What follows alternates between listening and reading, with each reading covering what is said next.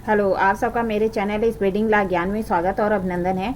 मैं आज आपको भारतीय साक्षर नियम 2023 के कुछ इंपॉर्टेंट क्वेश्चन सॉल्व कराने जा रही हूँ जो कि इम्पॉर्टेंट है।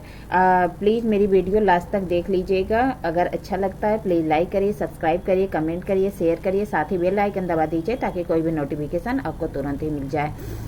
साक्ष्य की ग्राह्यता, पहला क्वेश्चन है कि साक्ष्य की ग्राह्यता का निर्धारण कौन करता है। ए ऑप्शन है कि न्यायाधीश, बी है न्यायालय, सी है मजिस्ट्रेट और डी है उपरोक्त सभी। तो जब हम देखते हैं भारतीय साक्ष्य अधिनियम तो उसमें कहता है कि साक्ष्य की ग्राह्यता का निर्धारण न्यायाधीश करता है। ए वाला ऑप्शन सही है। ए वाला यहाँ पे ऑप्शन सही होगा। आगे क्वेश्चन है कि गवाह झूठ बोल सकता है लेकिन परिस्थितियां झूठ नहीं। क्या कह रहा है कि गवाह झूठ बोल सकता है लेकिन परिस्थितियां नहीं। यह कथन किस विद्वान का है। ए है पाबी, बी है स्टीफन, सी है मैकडोनाल्ड और डी है वेस्ट। तो ये पाबी का कथन है। ए वाला ऑप्शन सही है। फिर एक क्वेश्चन है कि एक बात में मिथ्या तो सभी बात में मिथ्या। फाल्सस इन यूनो, फाल्सस इन ओमनिबस का सिद्धांत लागू नहीं होता है। कहाँ पे लागू नहीं होता है कि एक बात में मिथ्या तो सभी बातों में मिथ्या का सिद्धांत कहाँ पे लागू नहीं होता है। ए कह रहा है भारत में, बी इंग्लैंड में, सी ए और बी दोनों में, डी उपरोक्त में से कोई नहीं। तो ए वाला ऑप्शन सही होगा, भारत में यह सिद्धांत लागू नहीं होता है। आगे क्वेश्चन है साक्षी न्यायालय की आंख और कान है, किसने कहा। ए है कि बेंथम, बी है लास्की, सी है पाउंड और डी है केल्सन। तो ये कथन बेंथम का है। ए वाला क्वेश्चन सही है। आगे क्वेश्चन है कि नार्को टेस्ट किस प्रकृति का साक्ष्य होता है। ए वैज्ञानिक, बी मौखिक, सी दस्तावेजी, डी उपरोक्त में से कोई नहीं। तो ये जो है उपरोक्त में से कोई नहीं वाला ऑप्शन सही होगा, बाकी जो है सही नहीं है। डी वाला ऑप्शन सही है।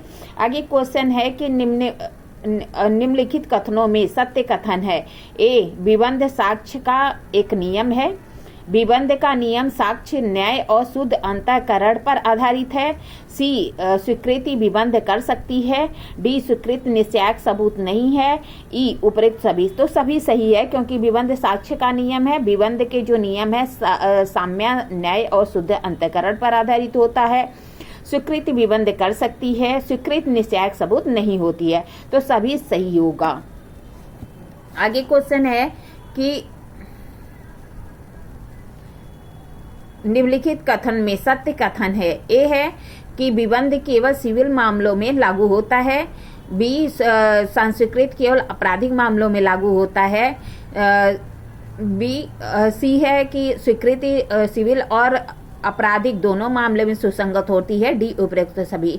तो निम्नलिखित कथनों में क्या सत्य है। तो ए कहता है विबंध केवल सिविल मामलों में लागू होता है, तो सही है। जो संस्कृति होती है वह केवल आपराधिक मामलों में लागू होती है, सही है। फिर स्वीकृति सिविल और आपराधिक दोनों में सुसंगत होती है, यह भी सही है। तो सभी सही है। आगे क्वेश्चन है निम्नलिखित कथनों में सत्य कथन है। स्वीकृत निश्चयात्मक सबूत नहीं होती है, सही है। संस्कृति सार्वजनिक साक्ष्य है, सही है।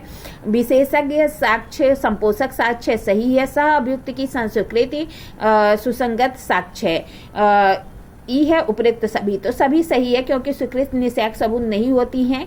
संस्कृत सार्वजनिक साक्ष्य होती है, विशेषज्ञ का साक्ष्य संपोषक होता है और सह अभियुक्त की जो संस्कृति है वह सुसंगत साक्ष्य होती है। तो सभी सही है। आगे क्वेश्चन है निम्नलिखित कथन में असत्य कथन है। मेडिकल रिपोर्ट के आधार पर दोष सिद्ध की जा सकती है। मेडिकल रिपोर्ट है उसके आधार पर कॉन्फ्लिक्ट किया जा सकता है। केवल संस्कृति के आधार पर दोष सिद्धि की जा सकती है। सह अभियुक्त की संस्कृति के आधार पर दोष सिद्धि की जा सकती है। उपरोक्त सभी। तो डी वाला ऑप्शन सही होगा, उपरोक्त सभी, क्योंकि मेडिकल जो रिपोर्ट है उसके आधार पर दोष सिद्ध किए जा सकती है। कन्फेशन के आधार पर दोष सिद्ध किया जा सकता है। जो सह अभियुक्त है उसकी संस्कृति पे भी तो उसके आधार पर भी दोष सिद्ध की जा सकती है। आगे क्वेश्चन है कि निम्नलिखित कथन में असत्य कथन है। मृत्युकालीन कथन के आधार पर अभियुक्त को दोषी की जा सकती, हाँ की जा सकती है। फिर आगे क्वेश्चन असत्य बनाना है इसमें। तो ये जो मृत्युकालीन कथन के आधार पर अभियुक्त की दोषी की जा सकती है, यह सत्य है। फिर कहता है सह अभियुक्त के परिसाक्ष्य के आधार पर अभियुक्त को दोषी की जा सकती है। ये जो है सही है।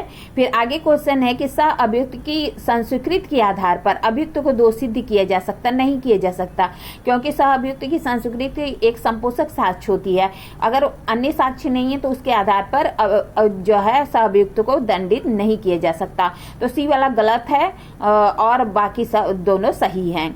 यहाँ पे मैंने आपको कुछ क्वेश्चन सॉल्व कराया। अगर आप मेरी वीडियो देखना चाहते हैं तो आप इसको लाइक कर दीजिए अगर अच्छी लगती है तो, और फिर इसके बाद जो है आप बेल आइकन दबा दीजिए ताकि कोई भी नोटिफिकेशन आपको तुरंत ही मिल जाएगी। ठीक है, धन्यवाद, थैंक यू।